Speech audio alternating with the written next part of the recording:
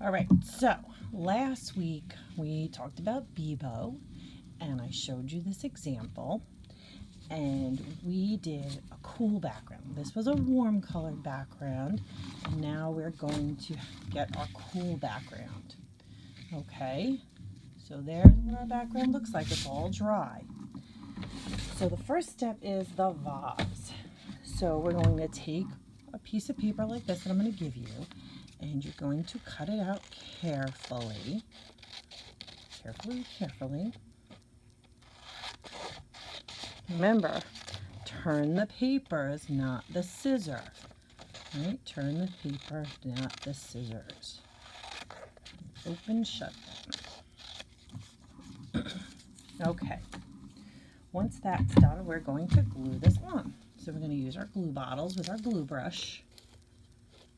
Right?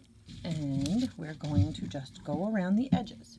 Now remember, we only need to go around the edges because it's just copy paper and it's going to buckle if we put too much glue on it and it's going to look sloppy. So we only need to go around the edges because we only want to glue the edges down. Okay, and that's enough to hold it. We don't have to saturate the whole thing.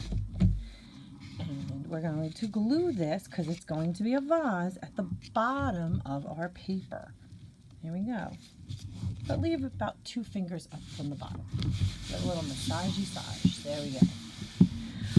All right, the next part. We're going to work on are these flowers. So we're going to use a soda bottle for that. We've done this before. So we're going to use this. There's a little bit of black paint in there. And we have 5 petals, so it looks kind of like a flower. And we're just going to stamp some flowers. So it doesn't matter how many you'd like. You can put in 3, 4, 2, whatever you want. I tend to like 3, but you can put whatever you want. Again, this is your happy little flower moment. There you go. We have one more supply. We are going to use India ink. Now, India ink is in these bottles. Again, these are like those bingo markers. We're going to take the cap off, and there's a little sponge. We do not need to squeeze this. If we squeeze this, a puddle is going to come out. So look, if I squeeze this, it's just going to make a giant mess, and a puddle's going to come out. We do not want that. So now I'm going to take this away, throw that in the garbage. I'm going to mop up the little bit that I spilled.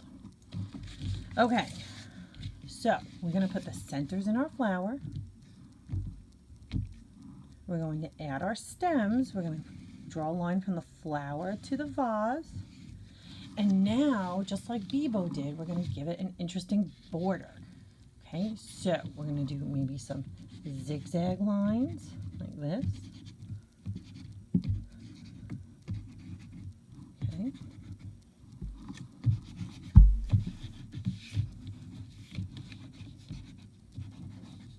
They don't have to be perfect. Remember, this is folk art. This is kind of fun. And then I think I'm going to add some dots in between my squiggles. You might want to just do dots or just squiggles. That's up to you.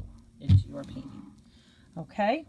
The last thing that we are going to do is we're going to mount it on some black paper.